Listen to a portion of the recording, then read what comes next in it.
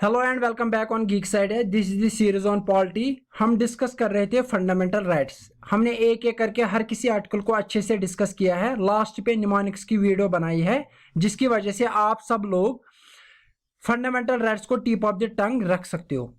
अगर आप 2 या 3 बार उस वीडियो को देखोगे तो आपको फंडामेंटल राइट्स 4-5 मिनट में सब कुछ याद हो जाएगा। तो अब एक और टॉपिक वेरी वेरी इंपॉर्टेंट बन जाता है जिसका नाम है directive principles of state policy, जो कि सिलेबस में डायरेक्टली मेंशन किया गया है। तो सिलेबस पॉइंट ऑफ व्यू से बहुत ही जरूरी बन जाता है।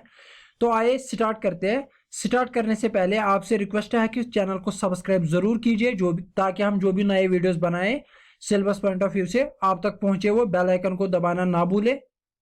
जितने भी आपने वीडियो देखे हमारे चैनल पे उनको लाइक और शेयर जरूर कीजिएगा ताकि आप सब लोगों का सपोर्ट हमें ज्यादा से ज्यादा मोटिवेट करता रहे और हम आप लोगों के लिए ज्यादा से ज्यादा वीडियोस बनाते रहें।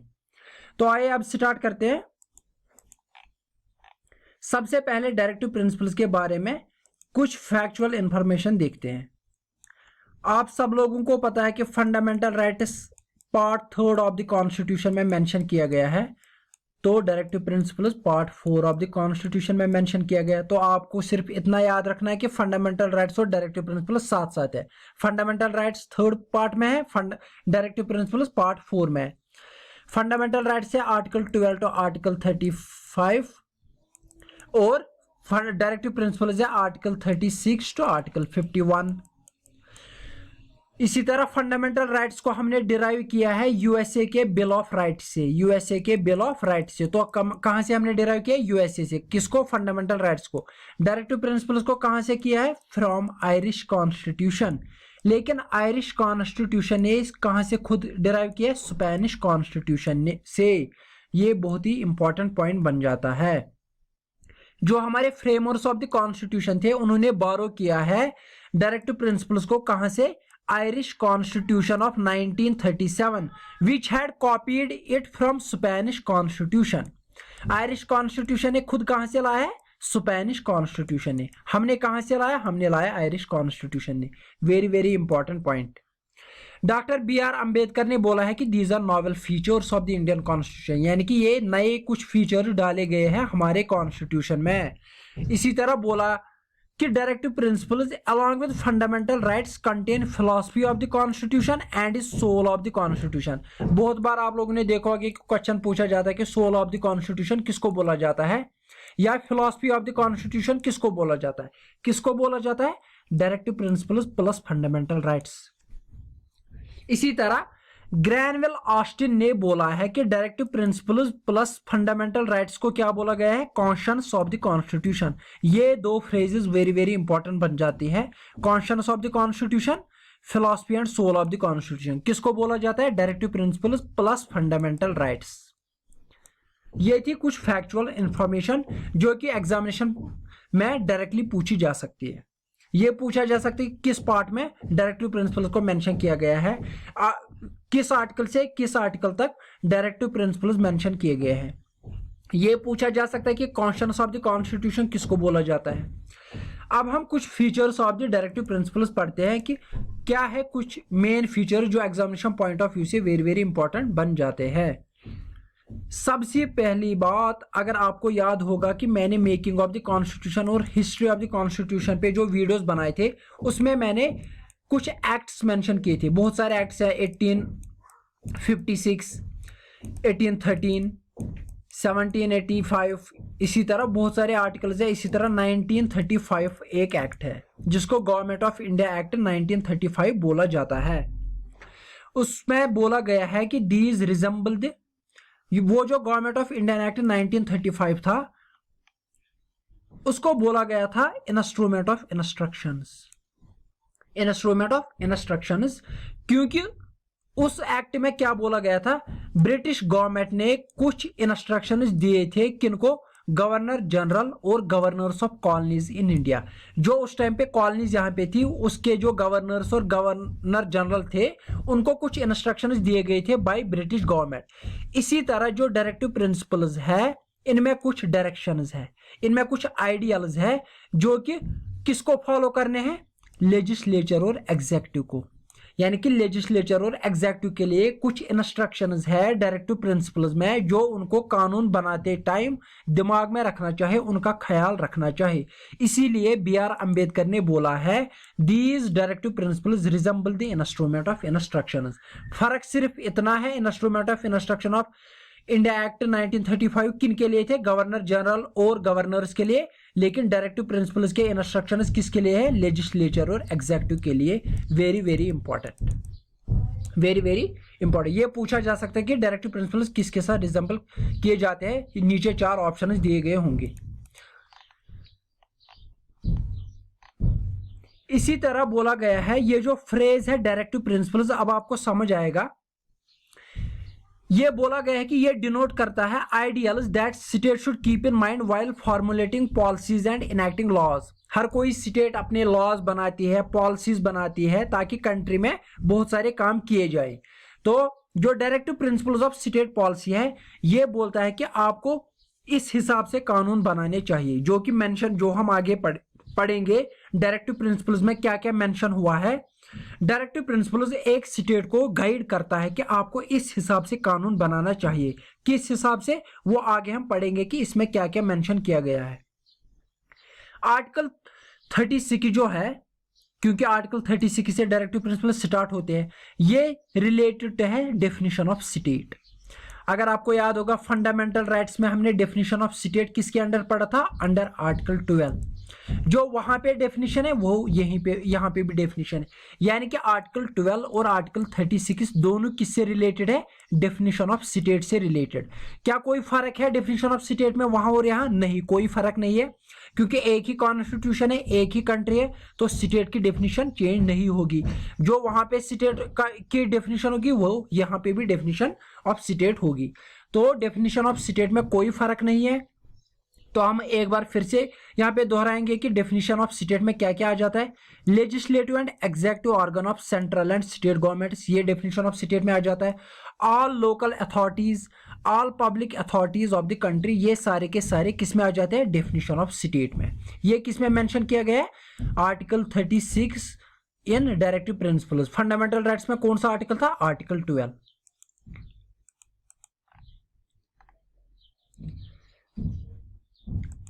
ये जो, अगर आप सब लोगों ने पढ़ा होगा प्रीएम्बल ऑफ कॉन्स्टिट्यूशन में, हम वो अलग से वीडियो बनाएंगे प्रीएम्बल का।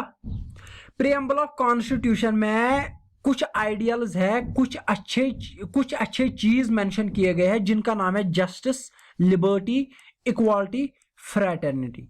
ये है आइडियल्स ऑफ द प्रीएम्बल। इन्हीं को फुलफिल करने के लिए डायरेक्टिव प्रिंसिपल्स में जो डायरेक्शंस है वो इन्हीं को फुलफिल करने के लिए लाई गई है। यानी कि जस्टिस कैसे लाई जाए, लिबर्टी कैसे लाई जाए, इक्वालिटी कैसे लाई जा सकती है स्टेट में, फ्रेटर्निटी भाईचारा कैसे बढ़ाया जा सकता है एक स्टेट में, वो कहां से हमें पता चलेगा। उनके लिए, इन सब चीजों के लिए हमें कौन गाइड करता है? Directive principles. डायरेक्टिव प्रिंसिपल्स जब ये सब चीजें आएंगे तो उससे क्या होगा? एक वेलफेयर स्टेट बनेगी। वेलफेयर स्टेट में क्या होता है? हर किसी के साथ इंसाफ किया जाता है, हर किसी को एक जैसा माना जाता है, हर किसी के लिए लॉज एक जैसे होते हैं। यानी कि रिसोर्स जो एक स्टेट में होते हैं वो हर किसी के लिए अवेलेबल होने चाहिए, हर किसी को बिजनेस करने की इक्वल अपॉर्चुनिटी देनी चाहिए ताकि हर कोई बराबर रह सके। इसीलिए वेलफेयर, उसकी वजह से फिर क्या बन जाती है? वेलफेयर स्टेट, ना कि पुलिस स्टेट। एक पुलिस स्टेट नहीं बननी चाहिए कि जहां पे मार दाड़ हो, जहां पे एक को अच्छे राइट्स दिए जाएंगे दूसरे के राइट्स मारे जाएंगे। ऐसा नहीं होना चाहिए। इसकी वजह से क्या हो जाता है? तो लास्ट पे हमें यह पता चलता है कि डायरेक्टिव प्रिंसिपल से हमें ये मिलने को मिलता है। तो हमें क्या हो जाता है? Economic and social democracy in the country. अगर मैंने आपको बोला था कि फंडामेंटल राइट्स का मकसद है कि पॉलिटिकल डेमोक्रेसी लाना, पॉलिटिकल डेमोक्रेसी लाना, यानी कि स्टेट में कैसे राइट्स देने चाहिए, एक इंडिविजुअल के राइट्स क्या क्या होने चाहिए। उसको फ्रीडम ऑफ स्पीच होनी चाहिए, उसको इक्वल अपॉर्चुनिटीज इन एम्प्लॉयमेंट होनी चाहिए, उसको क्या बोलते हैं? उसको बोलते हैं पॉलिटिकल डेमोक्रेसी। लेकिन वेलफेयर स्टेट जब बनाई जाएगी, ये किसका मकसद है? ये है इकोनॉमिक एंड सोशल डेमोक्रेसी। तो आपको यहां पे 2 पॉइंट्स याद रखने हैं। फंडामेंटल राइट्स का मकसद है पॉलिटिकल डेमोक्रेसी, पॉलिटिकल डेमोक्रेसी। और डायरेक्टिव प्रिंसिपल्स का मकसद क्या है? सोशल एंड इकोनॉमिक डेमोक्रेसी, ये यूपीएससी में भी एक बार पूछा गया था। फंडामेंटल राइट्स का मकसद है पॉलिटिकल डेमोक्रेसी, डायरेक्टिव प्रिंसिपल्स का मकसद है social and economic democracy. Very very important point एक है कि आप सब लोगों को पता है कि fundamental rights are justiciable. Justiciable मतलब क्या है, अगर उनकी वायलेशन हो जाएगी तो हम कहां पे जा सकते हैं, हम कोर्ट में जा सकते हैं। फिर हम कोर्ट को बोलेंगे कि मेरे फंडामेंटल राइट्स को वायलेट किया गया, फिर कोर्ट क्या करेगा, या तो वो रिट्स इशू करेगा या तो वो डायरेक्शन इशू करेगा। लेकिन डायरेक्टिव प्रिंसिपल्स के साथ ऐसा नहीं है, they are non justiciable in nature.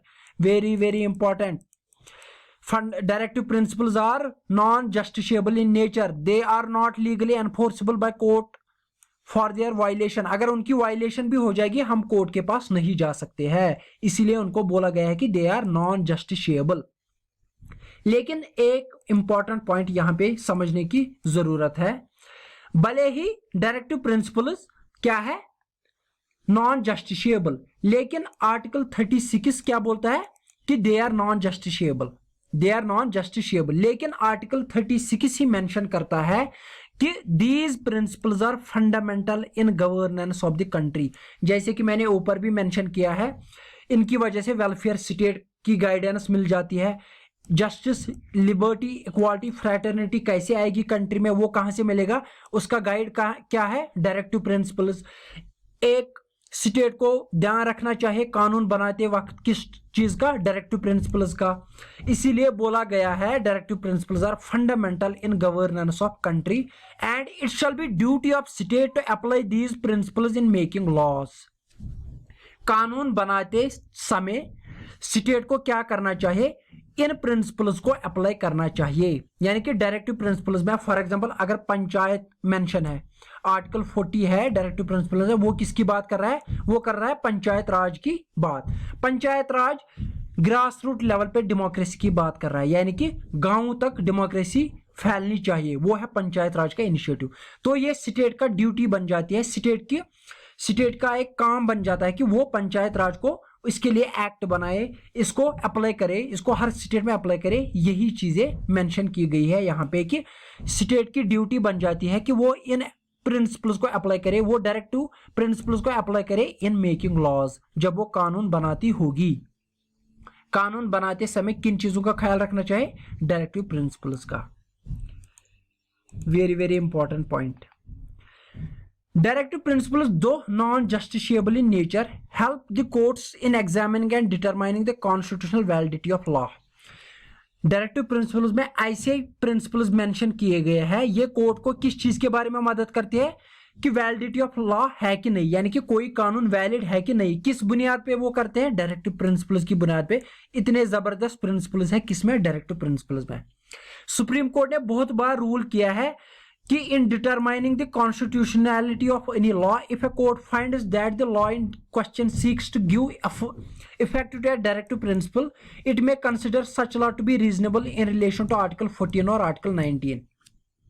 जैसे कि मैंने आपको फंडामेंटल राइट्स में भी बोला था कि आर्टिकल 39A एंड B, जो कि किसके बारे में है, कंसंट्रेशन ऑफ वेल्थ और इक्वल डिस्ट्रीब्यूशन ऑफ रिसोर्सेज के बारे में। यानी कि हर किसी के लिए रिसोर्सेज इक्वली डिस्ट्रीब्यूट होने चाहिए और वेल्थ एक ही जगह जमा नहीं होनी चाहिए। अगर इसके बारे में स्टेट कोई कानून बनाना चाहेगी तब जाके हम ये नहीं बोल सकते कि हम आर्टिकल 14 और आर्टिकल 19 की वायलेशन हो रही है, क्योंकि उस टाइम स्टेट बोल सकते हैं कि 39A और 39B के लिए हम कानून बना रहे हैं ताकि ये डायरेक्टिव प्रिंसिपल्स अप्लाई हो जाए। इस टाइम पे हम ये नहीं बोल सकते कि हमारे फंडामेंटल राइट्स आर्टिकल 14 और आर्टिकल 19 वायलेट हो गए हैं, क्योंकि उस टाइम पे किस चीज की बात हो रही है, इक्वल डिस्ट्रीब्यूशन ऑफ लॉ, यानी कि डायरेक्टिव प्रिंसिपल्स की बात हो रही है उस टाइम। ये सुप्रीम कोर्ट ने बहुत बार बोला है कि उस टाइम पे ये नहीं बोला जाएगा कि कोई फंडामेंटल राइट वायलेट हो रहा है, आर्टिकल 14 और आर्टिकल 19, जब किसी कानून को, जब किसी डायरेक्टिव प्रिंसिपल्स को इफेक्ट दिया जाएगा। आज के लिए इतना ही। हम अगले लेक्चर में क्या डिस्कस करेंगे, क्लासिफिकेशन ऑफ डायरेक्टिव प्रिंसिपल्स। इसमें क्या क्या है, इसमें 3 टाइप्स के क्लासिफिकेशन है। सबसे पहले गांधीयन प्रिंसिपल्स, सबसे पहले सोशलिस्टिक प्रिंसिपल्स, इसको हम डिस्कस करेंगे एक एक करके। उसके बाद है गांधीयन प्रिंसिपल, यानी कि महात्मा गांधी ने कुछ प्रिंसिपल्स दिए, उसकी बुनियाद पे, उनके प्रिंसिपल्स की बुनियाद पे कुछ प्रिंसिपल्स दिए गए हैं डायरेक्टिव प्रिंसिपल्स में। उसके बाद है एक लास्ट प्रिंसिपल इसका,